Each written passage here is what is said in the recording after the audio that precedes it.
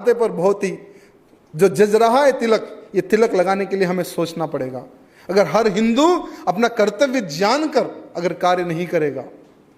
मेरे भाइयों, इस बार की शोभा यात्रा में हमने बिल्कुल ही एक बहुत बड़ी मस्जिद होती है, सिद्धंबर बाजार मस्जिद कहते हैं, हमारे क्षेत्र में बहुत बड़ी मस्जिद है। जैसे भाई साहब ने कहा है कि अगर हमारी शोभा यात्रा निकलती है तो पुलिस कमिश्नर, होम मिनिस्टर, ये लोग एक मीटिंग करते हैं और जितने भी जो मौलवी होते हैं, जितने भी जो मुस्लिम्स के जो नेता होते हैं, उनसे एक चर्चा करते हैं वो लोग। और उनको ये कहा जाता है कि रामनवमी के अवसर पर राजा सिंह शोभा यात्रा निकालता है, पता है आपको, उस दिन एक भी मुसलमान टोपी पहन के बाहर नहीं निकलना है। ऐसा गवर्नमेंट मीटिंग करके बोलती है। मेरे भाइयों, सरकार मीटिंग लेकर उन मौलवियों को, उन मुसलमानों को यह कहती है कि एक भी मुसलमान उस दिन टोपी पहन के बाहर न निकले। अगर निकला तो उसका जिम्मेदार वो खुद।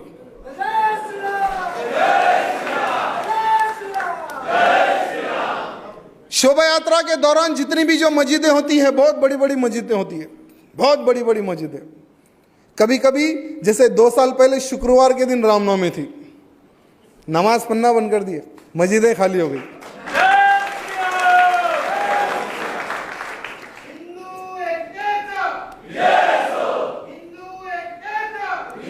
इसका एक ही कारण है, जैसे नारा अभी भाई ने लगाया है कि हिंदू संगठित हो गया तो हमेशा हमारी जीत ही जीते। मेरे भाइयों, हमेशा हमारी जीत ही जीते। सारी की सारी मस्जिदें ढक दी गई, सारी की सारी मस्जिदें ढकती गई और हर मस्जिदों को लॉक, ताला डालकर सबके सब लोग ओल्ड सिटी में जाकर बैठ गए। ये बहुत बड़ी विजय है मेरे भाइयों, हम सबकी ये बहुत बड़ी विजय है। और खुलेआम जो गौ हत्या होती थी, आज मुसलमान गाय काटने के लिए डर रहा है ओल्ड सिटी में। 7 एमएलए, 1 एमपी और 50 नगर निगम पार्षद उनके, फिर भी उनके मन में एक भय का वातावरण पैदा हुआ है। और वो पैदा सिर्फ एक ही कारण से हुआ है कि वहां का हिंदू नौजवान आज शिवाजी महाराज जैसा खड़े हो चुका है।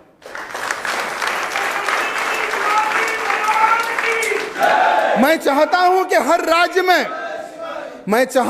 हर राज्य में एक नौजवान की शक्ति का निर्माण हो, हर राज्य में नौजवानों की शक्ति का निर्माण हो। फिर देखिए आपका हर वो संकल्प पूर्ण होगा। ये सत्य है मेरे भाई, क्योंकि इसका जीता जागता उदाहरण मैं खुद हूं। जैसे ये 4था वर्ष है अधिवेशन का, और पिछले 4 वर्षों से मैंने क्या किया है आपके सामने रखा है, और इस बार भी मैंने क्या किया है वो भी आपके सामने रखा है। और इसका उदाहरण आप YouTube पर देख सकते हैं, हर वो कार्य कि हमने किस तरह से सिर्फ 2 कार्यकर्ताओं को लेकर हमने तैयार किया। 2 से 4, 4 से 8, 8 से 12, 12 से लाखों की संख्या में नौजवान आज खड़े हो गए धर्म के प्रति। सिर्फ आपका थोड़ा सा समय का बलिदान देने की आवश्यकता है मेरे भाइयों। थोड़ा सा समय, हर बस्ती बस्ती चले जाओ, हर घर घर चले जाओ, नौजवानों को धर्म के प्रति जागरूक करो, एक संगठन का निर्माण करो, फिर एक कोई ना कोई आयोजन लेकर एक शोभा यात्रा निकालो, एक सभाएं करो, अच्छे अच्छे वक्ताओं को बुलाओ। फिर देखिए नौजवानों में धर्म के प्रति किस तरह से भावना जागती है, किस तरह से हमारा संगठन बढ़ता है। जैसे इस बार हमने मन से एक छोटा सा एक डायलॉग मारा था कि इस देश का हर बच्चा सिया राम कहेगा, इस देश का हर बच्चा सिया राम कहेगा, इस देवभूमि पर नहीं इस्लाम रहेगा।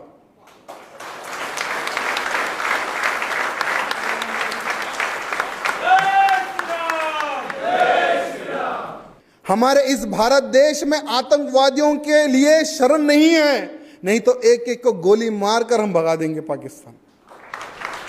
ये नारा हमने खुलेआम रामनवमी की शोभा यात्रा में लाखों की संख्या में, मैं एक बहुत बड़े डीजे पे होता हूं जिसमें साउंड सिस्टम लगा होता है, एक मेरे हाथ में माइक होता है और मेरे पीछे लाखों की संख्या रहती है।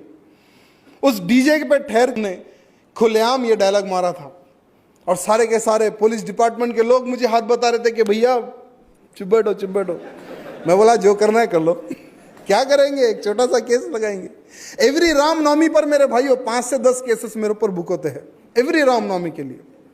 हर रामनवमी पे केस, हर रामनवमी पे केस। क्या होगा, आधा टाइम मेरा ऑफिस पे जाता है तो आधा टाइम मेरा कोर्ट पे जाता है। कोर्ट में भी मैं ऑफिस का ही काम करता हूं, बिल्कुल नजदीक है मेरे घर से कोर्ट, कोई टेंशन नहीं है। मेरे भाइयों, अत्याचार करना उनका काम है, दबाना उनका काम है।